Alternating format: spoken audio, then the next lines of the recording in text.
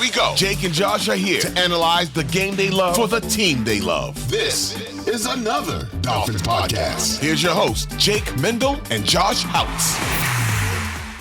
Thank you for tuning in to our final regular season tune-up. Welcome into a new edition of another Dolphins podcast. This is Jake and Josh joining you guys, and we are doing it. We are going to hit every single marker as we go through Miami Dolphins falling 31-18 to the Jacksonville Jaguars. The game was called early due to an injury to wide receiver Daewood Davis, but it has been since announced that he's been released to the hospital, so I think it's important to start with that. But Daewood Davis, it sounds like he's trending in the right direction. It's great to hear. It's happy to hear everyone's healthy. And all right, Joshua, I think it's time. I'm going to pull you in here. Happy Monday, my friend. How's it going today? Pretty good, dude. Entire family's sick. I was joking with you, man. No. We went to school my daughter went to a school officially for 2 days, and now the entire family got sick. So we're pushing through that. But yeah, man, cut down day. We hate to see some of these players get cut, but we'll talk about that. But Daewood Davis, man, I think that hit was just absolutely brutal, unnecessary in a preseason game or in any football game. So yeah, that one broke my heart, and I'm glad that he was okay and was released from the hospital. So prayers up for Daewood Davis. That was a big time scare. Dolphins closed the preseason, Josh, with a record of 1-2. So basically what I thought we'd do here is just kind of go through the position groups and just kind of walk through everyone that's everyone that made notes throughout the final preseason game. And just for some clarity here, we are recording this on Monday afternoon to be specific. Teams have until Tuesday afternoon to cut the roster down to 53 players. If anything anything drops throughout the show, we'll talk about it live like we did with the Tyreek Hill trade. But odds are, Josh, this is going to be a situation where we're going to hit end recording, and right after, Jonathan Taylor is going to be traded to the Miami Dolphins, probably.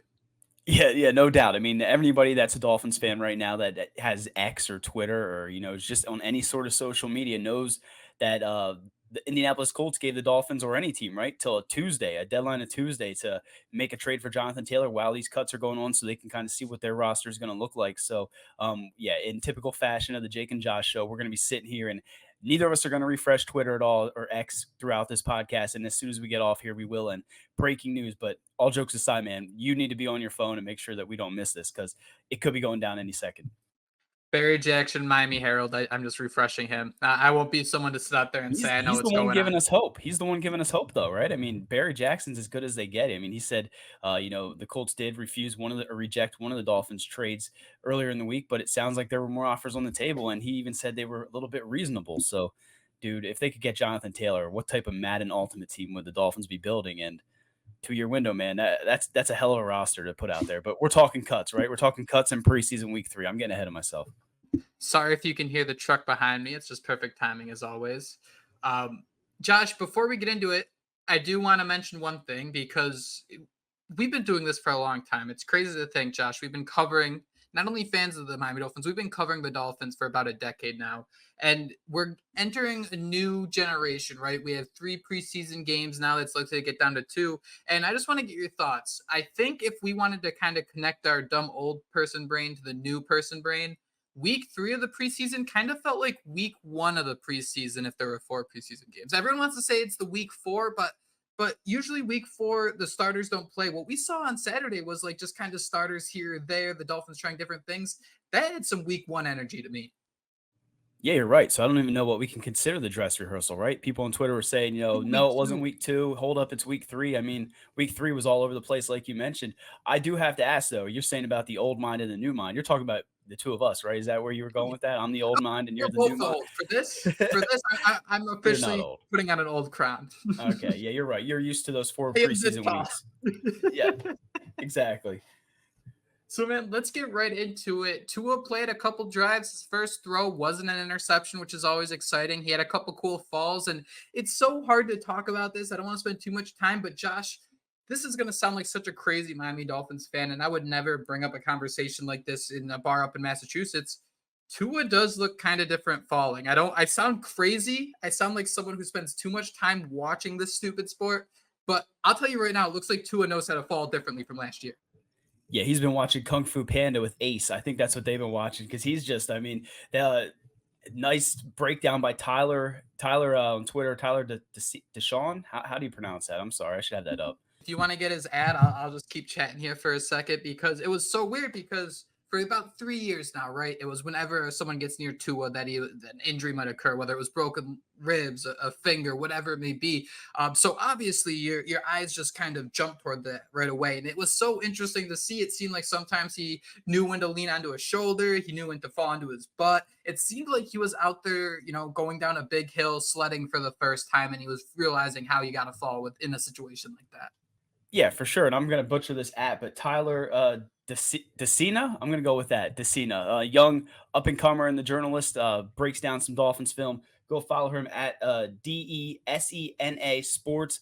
But yeah, he did side by side of Tua falling last year and then this year. And he's for real, man, rolling on his back, popping right back up, Kung Fu Panda style. So the jiu-jitsu's working. He says he's going to continue to do it throughout the season because it's now part of his routine. So if this is that new Tua, I mean, he's not taking those crazy hits to the dome while he's doing these awesome rolls. I mean, we're here for it, right? Just don't get hurt, man. We need you out there if we want to have any success, Jonathan Taylor or not. But that's first play, Jake, you mentioned was an interception. The way that RPO was, they kind of faked it. He just quick turned around and rifled it to Tyreek Hill, who just outran everyone. And I saw your tweet. You're like, yeah, that's time to bubble wrap. And we saw enough there.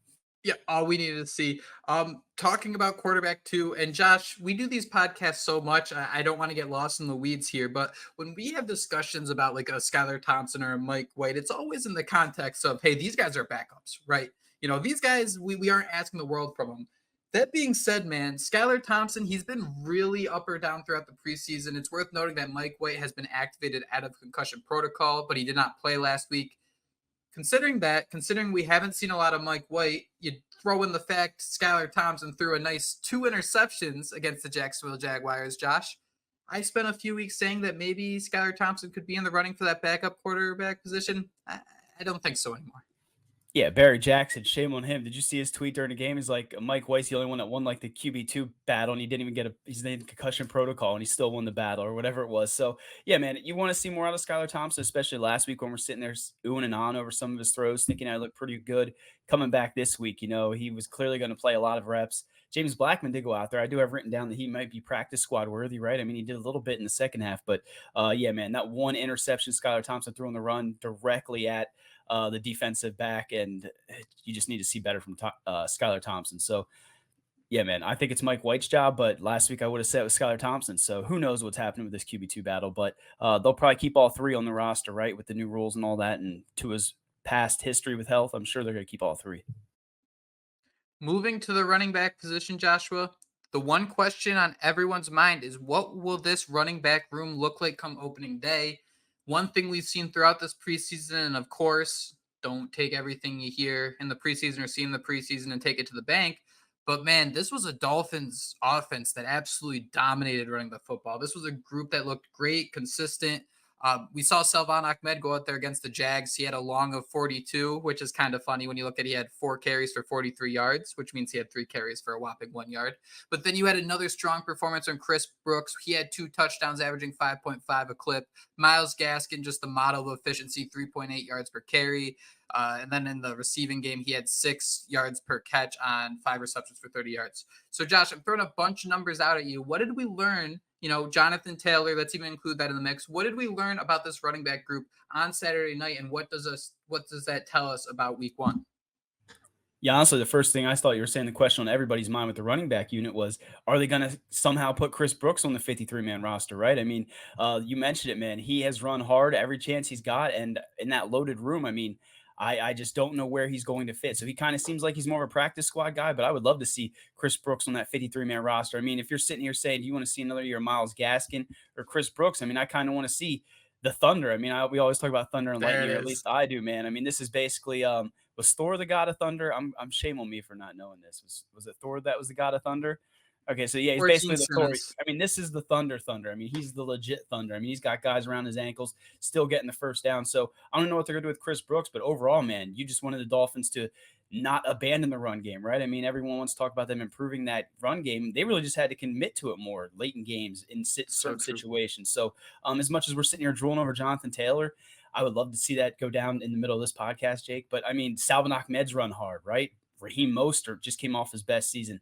Jeff Wilson Jr., I mean, they kind of seem like they're babying him a little bit because they like what they have there. So like the way this running back unit has looked and like the depth they have, you'd have to think if a Taylor trade does go down, they would have to send one of our running backs in return and, give them an opportunity because there are some starters on this roster and the Dolphins have some tough decisions to make. Let me ask you this, Mr. Houtz. Salvan Ahmed, if he's on the practice squad, is he getting picked off it? I think And so. like within Yeah, 3 weeks, maybe I not think Sal. instantly. Yeah, I think the way he's looked this preseason, I think he's a certainty on that 53-man roster. Don't you agree? I mean, he's looked really good, and you've even heard some people at camp say he looks better than Devon Achane. You're getting those numbers mixed up, and every chance he's got, I mean, we joke, but he kind of looked like Barry Sanders this preseason. Myles Gaskin, if he's on your practice squad, do you think he gets picked off within 3 weeks? I kind of do too, right? I mean, he's in that similar mold as So Salvon safe. Ahmed. Chris Brooks would be the one I think you could stash on the practice squad, which is probably their intent. I mean, I feel like Myles Gaskin, Salvon Ahmed could start, and you could get like a late round pick for a team looking for a running back, but who's to say anymore, right? The NFL completely has devalued that entire position. But yeah, I mean, I think they both get poached. What do you think? I got a garbage take for you. If I was like trying to get just clicks, I'd say that the best running back to send to the Colts in a trade would be Myles Gaskin.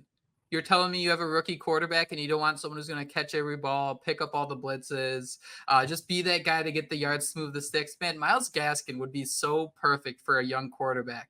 And that's kind of what I was starting to think, right? If Gaskin's that guy not on that active roster, what's a young team that comes steal Gaskin just so you could have someone in the backfield that you could trust and take a little bit of pressure off a rookie quarterback? Man, Myles Gaskin's that guy. He's not going to do anything great, but I think he's just a very nice safety blanket where I don't think he'd last on a practice squad. So you do wonder, man, if they trade for Jonathan Taylor, they're like, even then, if they trade one running back in that deal, they still have 4 others they got to figure out with. How many do you think they're going to keep on the active roster? Because this is still the one position I'm getting tripped up for so many different reasons. Yeah, I mean, I guess technically 5, right? We're going to count Alec Ingold in there. Crazy. So, yeah. So then I guess you'd have Raheem Mostert, Jeff Wilson, Devon Achane, and then Salvon Ahmed. That's the way I'd go with it. But if you're Indy, don't you see the way Salvon Ahmed's looked this offseason or this preseason and think to yourself, you throw him back here, that's a pretty damn good piece stab back there running those RPOs with, Richardson Acorn as he, baby. yeah, Acorn baby. That's what all these guys are, though. So if a Taylor trade does happen, how many running backs do they keep? Because even if if Salvon Ahmed goes to the Colts, the Dolphins are absolutely not keeping both Jeff Wilson and Raheem Mostert. And that's kind of where my trip up is, because if there is a running back in that deal, that means all of a sudden they got to make 2 deals where it kind of feels like the Dalvin Cook dominoes that need to fall in a sense. Yeah, they're going to have some decisions to make. I still think you'd probably keep 4 around, though, and then including Alec Ingold, that would be 5 total. I just think the unit has too much talent. I continue to look at his relationships with Raheem Mostert and Jeff Wilson, whether that's, a good thing to do or not, I don't know. But I think that he feels like he might, he likes to have those 2 guys by his side. So I don't know, man. I think they'd keep 4. And I mean, every time we bring up Jonathan Taylor, I mean, I feel like we've been teased so much, and I don't want to get sidetracked too much here, but I think we've been teased too much with the Dalvin Cooks. You heard rumblings of Saquon Barkley, Josh Jacobs, they called about him. They need to land Jonathan Taylor, right, man? I mean, if you came into this year and someone said the Dolphins could get Jalen Ramsey and Jonathan Taylor, I mean, so dude, how moist would you be? And the kicker is too, like we mentioned the idea of Miami not being able to handle all these cap issues that they have. I mean, Jonathan Taylor, when Omar Kelly was on, he kind of said it the best. He's like, if you're paying Ced Wilson $9 million a year, why aren't you going to pay Jonathan Taylor $11 million a year? And we're in a kind of a unique spot where the Dolphins, right? They spent big at a wide receiver. They spent big on a cornerback, and it's kind of like you're getting ready for Christmas, and it was always, hey, what's that one big present you want? And that'd be like a Tyreek Hill, a Jalen Ramsey. But all of a sudden, you got your stocking stuffed with like a Jonathan Taylor or something like that, man. That just seems like a whole nother level. And I think that's why, I think throughout the Dalvin Cook saga, we were kind of like, oh, wait and see. The Dolphins have been linked to a lot of different guys. This one just feels so different because it just seems so manageable for the Dolphins. It seems like they'll already have a deal set up. It won't be like a 1-year rental. It just feels kind of like that Tyreek Hill situation. Everything evolves so quickly with Tyreek Hill, but at the same time, this feels like those same pieces are falling. It's just not like you're listening to a podcast on like 4 times speed. Yeah. Again, who knows what's going to happen? By the time we're done here, man, the deal will be official, or he'll get traded somewhere else, and we'll be crying in tears, and we'll pretend that he's not that good and has health issues, right? Concerns about his injuries and things like that. So, love the way the Dolphins running back unit looks, at least right now. But I mean, in our dreams, when we lie our head down at night, there was a time when we considered, what Jonathan Taylor in an offense, a Miami Dolphins offense would look like. And I can't look past that. Who would you expect to be that running back two on a roster like that, where it's Wilson and Mostert, and throughout the offseason, man, we still keep hearing fantasy gurus say Wilson's the guy. Keep an eye out for Jeff Wilson. I think he's gonna have a lot of opportunity. Do you think he'd still be that number two, or are they gonna do everything they can to keep Raheem Mostert around and happy? Yeah, I mean, Jonathan Taylor still has that speed, but I think Raheem Mostert, he is that, next level, so I think maybe they lean there. I was going to joke, Chris Brooks would be the perfect, yin to his Nice. yang, right? Because, I mean, Jonathan Taylor can run between the tackles. He is a bit of a bully, but I think that Chris Brooks, I mean, he's been running mean. So even Devon A-Chain, I mean, he kind of fits that similar Raheem Mostert type speed, that next level type stuff. So I think Raheem Mostert will still be that RB2. I mean, I think they kind of feel like they owe it to him. I bet even on the depth chart it would say Taylor and Mostert, right? The way they list two I running like that. backs, and he'd make sure everyone was happy. But again, man, time will tell if it goes down. And excited that the season is 13 days away. That's insane, man. And it also kind of makes sense too, where I think Mostert's a little more of a threat, someone you can kind of move out wide. So I think it kind of makes a lot more sense too if you're to have Mostert and Taylor on the field. I think it can do more if you're to replace that with Jeff Wilson. But of course, a big part of it is what's the worth on all these players as you're trying to go back and forth on a deal with someone like Jonathan Taylor. And then, you have to wonder, what is the ceiling for someone like Chris Brooks? Is there a wacky universe where he could make it to that active roster? And it's weird too because there's so much happening with this running back room, but it's hard to imagine there being a lot of movement outside of two guys, right? You add one guy, you subtract another, but in order for someone like Chris Brooks or Miles Gaskin, who had decent off seasons or preseasons, and we don't want to fall into the trap of these preseason darlings, they must be on the roster like they're irreplaceable, because that's not the case. But it's just going to be interesting to see where that tug of war goes if someone like Jeff Wilson will be able to find his way back onto the field. This is someone who hasn't even practiced this preseason. Was he being kept on ice? Was he actually battling injuries? We don't necessarily know, but these are the questions that we are getting closer and closer to answering as we get closer squared. Look at that. As we approach the 2023 Miami Dolphins season, and I cannot wait to see how that develops. Josh, throughout the preseason, I think it was the first game you weren't really around for. I think you were at the beach and you were talking about watching the game on your phone. And I wanted you to take notes about different guys who are jumping at you when you're watching on such a small screen. Like, what are the first things you're looking for? To speak in that kind of sense, talking about Saturday's games against the Jags, Josh, the first name that stepped out to me on that football field, Robbie Chosen was out there with the first team receiving group. What was going through your head when you saw that? The Space Power Ranger. I was excited. I was excited to see what he could do out there. There was one play I know down in the goal line. I think CK Parrott posted a video of it where they're running a mesh concept and they kind of ran into each other, him and Durham Smythe, where he may have walked into the end zone if the play was run better. But Robbie Chosen, I mean, he's a guy who I thought was going to be that wide receiver 3. I still think between him and Braxton Berrios, I think that would be a pretty good tandem there in that wide receiver 3 unit. They both have different things where Chosen can take the top off of defense, where Braxton might be that guy that you're targeting in the middle of the field. But anyway, man, it was just nice to see him out there getting the opportunities. And a lot of people who aren't maybe very fond of Robbie Chosen the way I might be have said that, he is on the roster bubble. So we'll see, man. If it comes down to him and Craycraft, I don't know how you would keep Robbie Chosen over Craycraft, just despite how much we want to see him out there with those visor and crazy hair. And that's kind of where the big question is, right? River Craycraft led the team with another 8 targets. Cedric Wilson had 5. Miles Gaskin had 5. That doesn't look like a group that's trying to figure a lot of different things out. That also looks like a group who has a quarterback that really, really loves their safety blankets. Looking at you, Skylar Thompson. But what's interesting to me here is about how different Robbie Chosen is from like a River Craycraft or a Braxton Berrios, because we saw Robbie Chosen, Josh, what was it, like a slant pass, something like that, where he tried to catch a ball in traffic and it looked like the wind kind of just blew him over and he could not really contest the catch. If Robbie Chosen makes his team, he might even be the number 3 wide receiver on the depth chart. But man, I'm a little concerned that I don't think he's going to be able to do the River Craycraft's Braxton Berrios things. This is someone I think who can only be on the field to be one of those outside boundary guys to attack down the field. I don't know if he really has the ability to operate in the traffic in this timing offense. It kind of felt a little Mike Gesicki-esque trying to see him go on a slant. Yeah, and you wonder how much he's picking up this offense. It's completely new language to Good him. It's point. not Yeah. something he's really accustomed to. So you do have to wonder, is he one of those guys that maybe you could stash on a practice squad considering his interest before he came to the Dolphins? I mean, I know it sounds crazy, but who knows what's going to happen there? I just, again, think about how much River Craycraft meant to that wide receiver unit last year, trying to implement the offense, gets kind of like another coach on the field.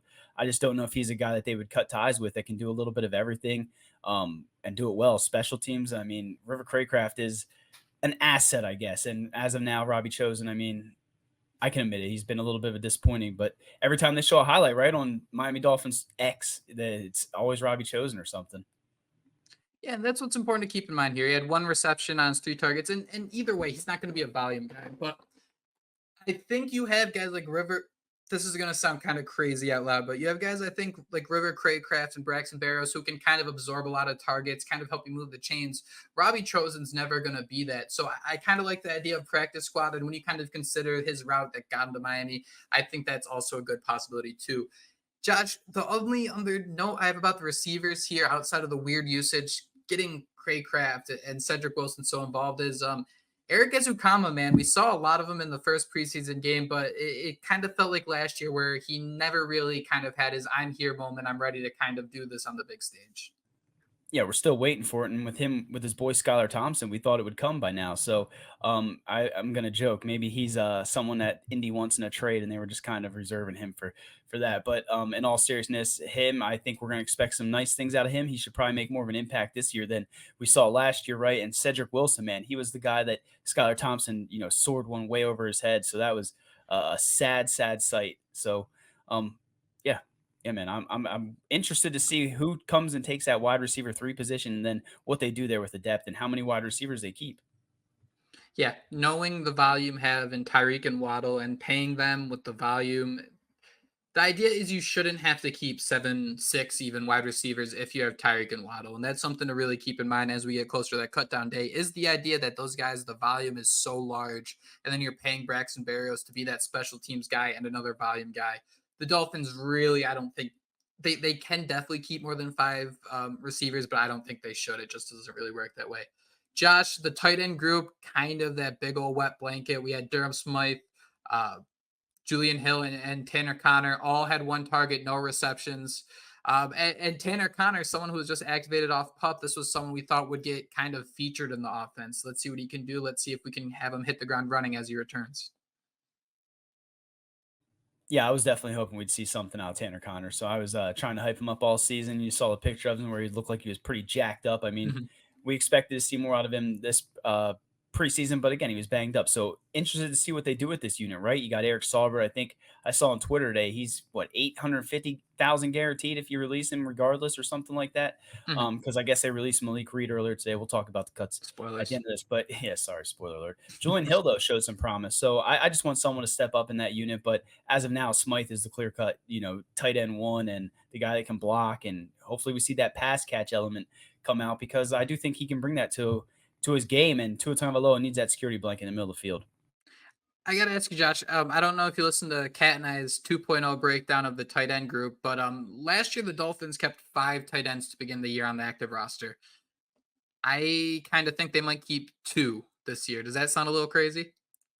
Yeah, that might be a little crazy. I'd say, I'm trying to think. They're going to keep a vet, right? So whether it's Croft or Saubert, they'll probably keep one of those. They got Smythe and a promising young guy like maybe Julian Hill. I mean, Elijah Higgins still lingers. So I'm going to say that's a little crazy. Yeah. So I'm thinking 3 or 4, but that's probably a cop out, to be honest. Definitely took the safe route. I don't know.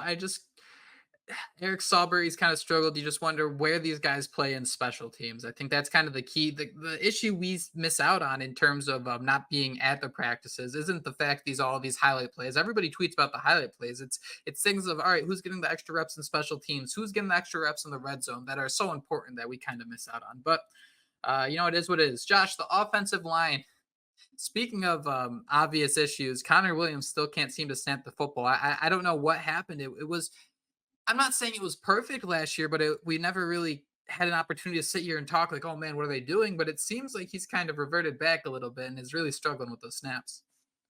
Yeah, I think we always threw a little bit of shade, but earlier when I was talking about the receivers, I kind of got tripped up there because I wanted to get right into this Connor Williams snap. It just dawned in my head. I was like, yo, we need to talk about that. And I was like, oh, offensive lineman. But yeah, man, it does seem like now every game he's eating one into the sun. And yeah, I don't know if you saw, man, people are breaking down how Tua dove on the ball, how he knocked it over. So I don't know what's going on. We need the regular season to get here ASAP, but Connor Williams needs to get those snaps down, especially if he wants to get paid all that money. Offensive line wise, Austin Jackson was moving some people. I mean, we all kind of laughed or was like, oh, really? When, Omar Kelly said that he looked like one of the best offensive linemen throughout camp, and he's been moving some bodies. So hopefully that new, physique, his new offseason regimen, whatever it is, he can go out there and bring some of those pancakes to the regular season. Because if we can get Austin Jackson to look, capable at right tackle, you can find someone at left guard, and that offensive line looks pretty damn good. Dude's looking to get paid in his Jordan year. Looking at the offensive line in general, I think the one other note, Isaiah Wynn, is it safe to say he's that fifth starter? He'll be that guy at left guard? I think we're team Isaiah Wynn, right? I think the coaching staff, they seem to love Liam Eichenbergs, but he wasn't even out there, was he much? So, yeah, we'll go team should have been in Isaiah at Wynn. center. Yeah, You should put yeah. Liam Eichenberg in at center. Let's He will not fix snap this. the.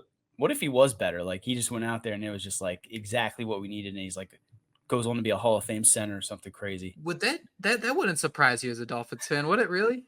He goes No, like, yes, it would absolutely, yeah. Something if he good went to the happening to us? Patriots, if he went to the Patriots and became like a Hall of Fame center, like Oh that, no! that's like, Oh no! that's I like meant for Dolphins us. I meant for me. us. No, yeah, yeah. He'd definitely go there. He'd be just the next Ted Karras with his butt towel. What a way to end the offense. Let's switch over to the defensive line. Josh, this is something I spoke about when we were talking about Zach Sealer's contract extension yesterday. But it kind of annoyed me watching the Jacksonville Jaguars first team offense because it was obvious the Dolphins were without two of their top defenders. Christian Wilkins, Zach Sealer didn't play. And as a result, the Jags were content. We're just going to run it up the middle for 5 yards every time. This didn't look like a preseason game where, you're trying to work on things. This looked like a team that was just trying to move the ball, score some points, and that was that. Yeah, and you don't want to, put too much stock into preseason, but I don't know about you, but I'm sitting there watching. I was getting a little bit angry. You were starting to feel like you were in that regular season mode where the Jags were just, you knew what they were going to do. They were going to come out there and run the ball, and whether it was Yeah, we get it. Yeah. Travis Etienne, whether it was Tank Bigsby, regardless of who it was. Again, I think that's kind of the reason they saw that out there, and they're like, yo, we need to get Zach Sealer locked up now if Christian Wilkins doesn't take his deal. So hopefully the run defense is better when those guys are out there. I mean, you can't even – Christian Wilkins, Zach Sealer, obviously it's going to be better. But, yeah, they were getting punished early on in that game. And they did have a bend don't break moment, though, down there at the goal line, right? When I thought it was Jerome Baker that ripped that guy out. But, I think Javon Holland had more of a say in that fumble at the goal line. All the camera angles, and we still can't figure out the analysis on that one. Looking at the defensive line here for one more quick minute, Josh, it seemed like the Dolphins were praying, someone please make a play. Someone give us a reason to give you a contract for the rest of the year. Josiah Brunson, he played 38 snaps at defensive tackle, second highest on the team. Brandon Peely played 37. Jalen Twyman, who the Dolphins actually just waived, he played 33 snaps. Looking at all that, Josh, and looking at how the Jags still average 5 yards per carry, I think it's safe to say that defensive tackle is going to be a position the Dolphins add to in free agency unless, they squeeze whatever cap space they can in order to sign Jonathan Taylor or whoever it may be.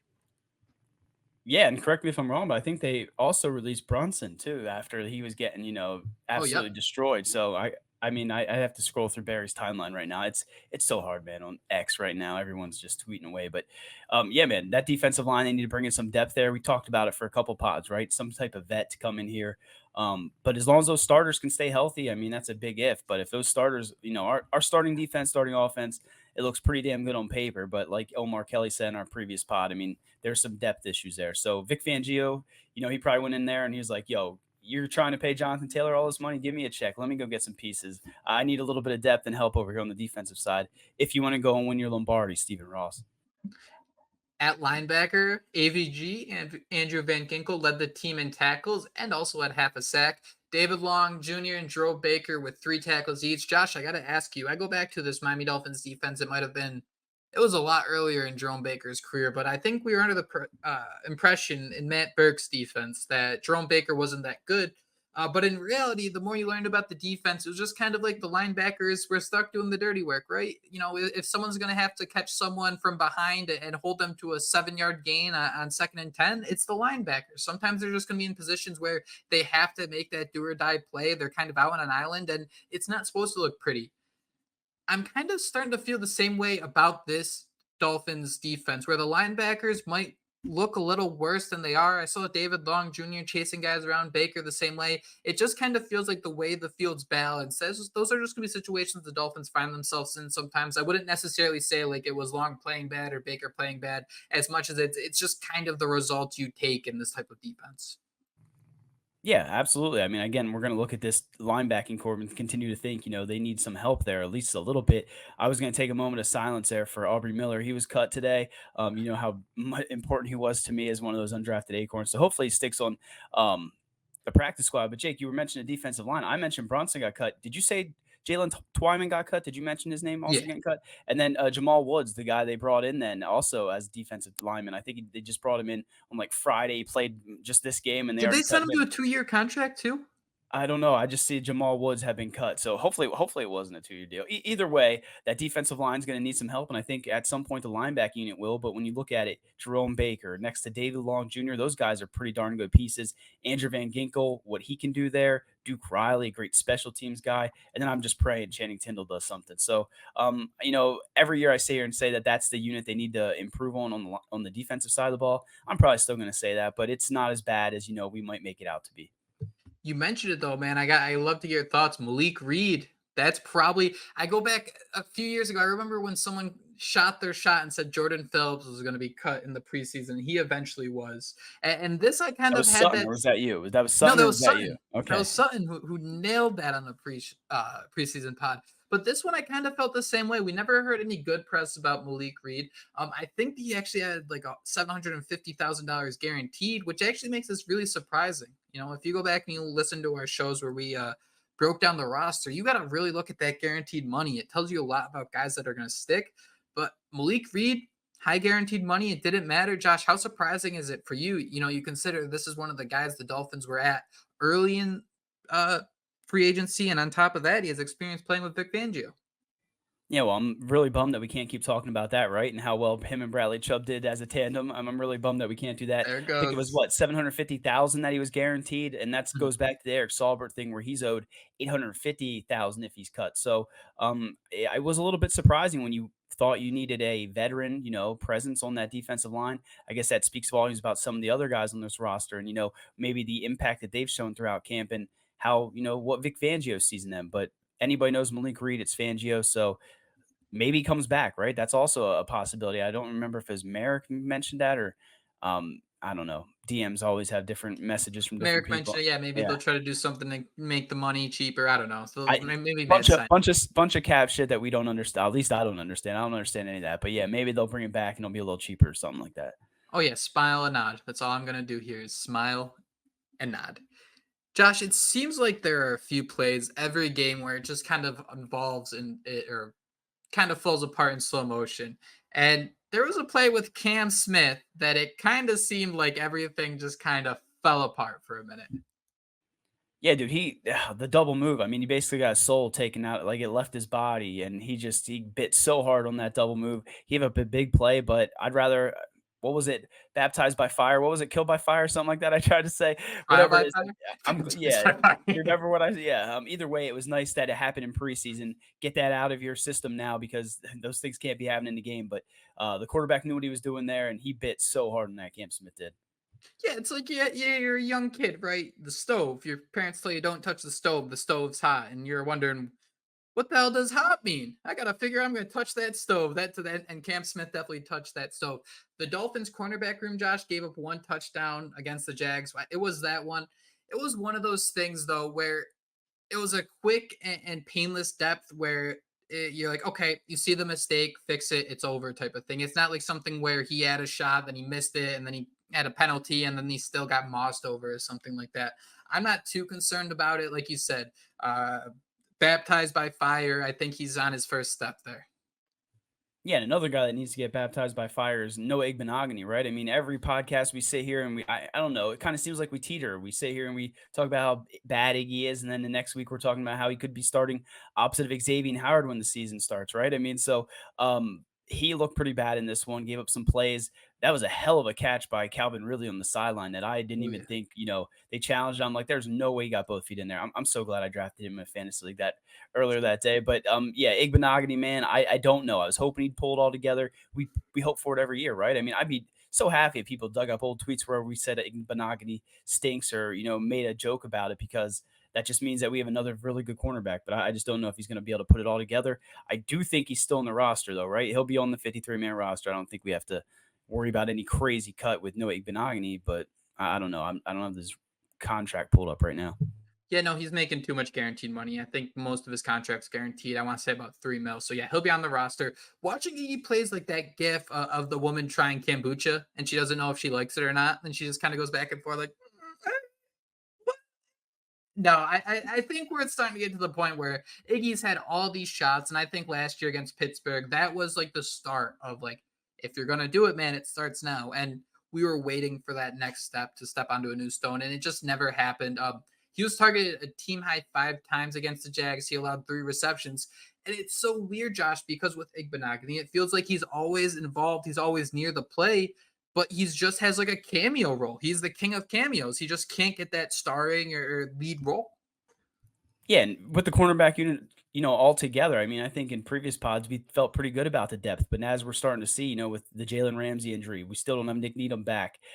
True Williams is transitioning to safety or whatever it is there. I mean, I'm starting to feel a little bit worried about this secondary, Jake, and I'm just hoping it can all come together under Vic Fangio, and we can see this team take off the way we all hope they do. Can you give me your top 5 active Dolphins cornerbacks right now? Like list them as starters. So I'll give you I'll make it easy. Xavier Howard, number 1. Yeah, Xavier Howard, Cater Kohu, Cam Is your Smith's number got to 3? be in there. Is he your Who's number my 3 number though? 3? He can't be my number 3. That's where I don't know. Right there is where I'd be a little iffy, right? I mean, who's your So number 3 then? is Noah it Igbenogany? It's Eli not Apple? Noah. It's gotta be, right? You'd Yeah. think. Who's that? Eli Apple? Oh, yeah. I keep forgetting about Eli Apple. So, yeah, Eli Apple will be number 3 for sure. Then what? Cam Smith probably. Maybe Cam Nick Needham Smith. if he's healthy, you hope. But so your starters though on the boundary probably Apple, Howard, and then Kohu inside.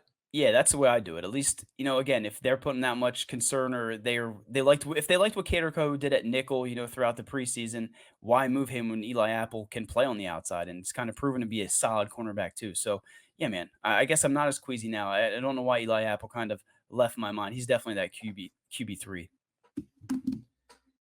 And then finally, Josh, we have safeties. Who do you think it's going to be against Javon Holland? When you look at last week, or Saturday, I should say, Rowan McKinley played 39 snaps at safety, and then you had Deshaun Elliott right behind him at 38. How do you see things shaking out there?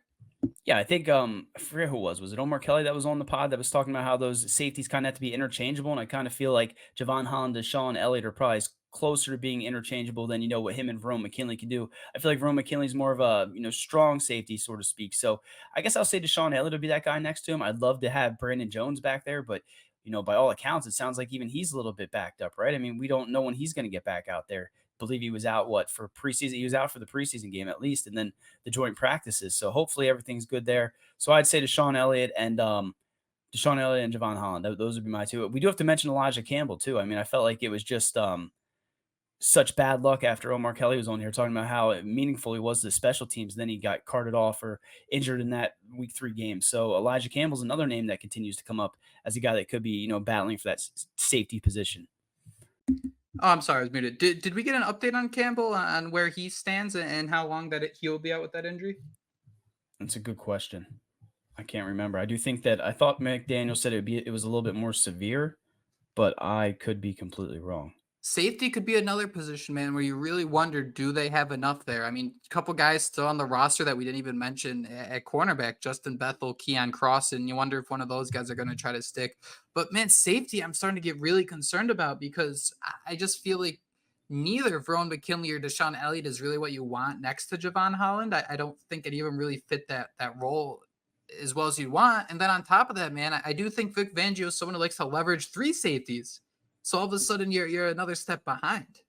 Yeah, I mean, that's why you got to sit here and hope, right? Nick Needham gets healthy. I mean, he's not a safety, but Nick Needham and Brandon Jones. I mean, Brandon Jones comes back, then you feel a little bit better about him, Deshaun Elliott, and Javon Holland. I pulled it up. Cameron Wolf reported yesterday. Mike McDaniel said safety Elijah Campbell suffered a substantial injury that will cost him time into the season, a chance to return in 2023. So bad news, man. Absolute heartbreaker after we came on here and talked about it. And I don't know about you, man. Have you been refreshing Twitter? Do you see any new news on any Jonathan Taylor stuff or any new cuts? I am not seeing anything yet.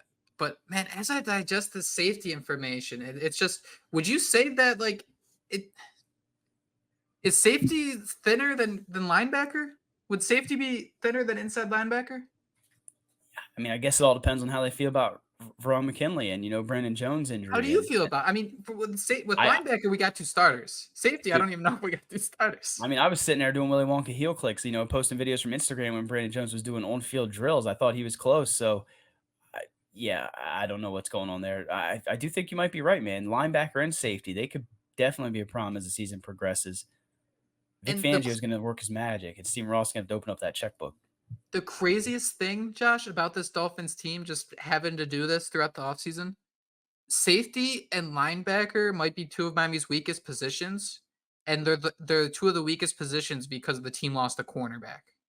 Can you believe that? Like Jalen Ramsey was going to be a pseudo linebacker, he's going to be a pseudo safety, and the team's top cornerback. I think we know how good Jalen Ramsey is, but I don't think we really appreciated how much his talent just kind of funneled into the way this team was built, because man, he heats up a lot of problems right now. Yeah, I mean, and again, I kind of egg on my face. I kind of felt like the depth was pretty good, and this secondary was still pretty good. And I mean, I guess it is still good, but another guy goes down. I mean, then we're sitting here pooping bricks, and we don't want to be pooping bricks. Not in this past happy league, man. We don't want to be pooping bricks. So Jalen Ramsey, heal up, man. I mean, it almost sounds like, based on the report about Elijah Campbell, that Jalen Ramsey's going to be back before Elijah Campbell. God, man. So let's wrap up the secondary here. Can I get like a vibe check? Brandon Jones, Nick Needham. Who do you think's gonna be back out of that group? I'm kind of leaning Jones, but at the same time, Needham's the one I see. During the games, this means so much. I know, but he's the one you see on the sidelines, at least wearing his jersey. He looks involved, and he's tweeting every day. So I think that means he's back. Yeah, he was even posting memes of him coming back, 40 Glock coming back. So I guess I would lean towards Nick Needham based on that, but I mean, neither of us know the true reports on these injuries other than Mike McDaniel, and he's so bad at just coming right out and telling you how things are going, right? I mean, he beats around the bush. So I don't know, man. Hopefully it's both of them. Hopefully they're both back out there before week 1, because Brandon Jones in that secondary, Nick Needham in that secondary, we'd both feel a lot better about that unit if we were heading into the regular season with both those guys healthy. I don't want to put you on the spot here, but how many preseasons have we done together at this point? Oh, that I don't 4? know. 3, 4? Somewhere in there? A lot. I mean, if you're talking about back to our cover 32 days or whatever, it's been like a decade.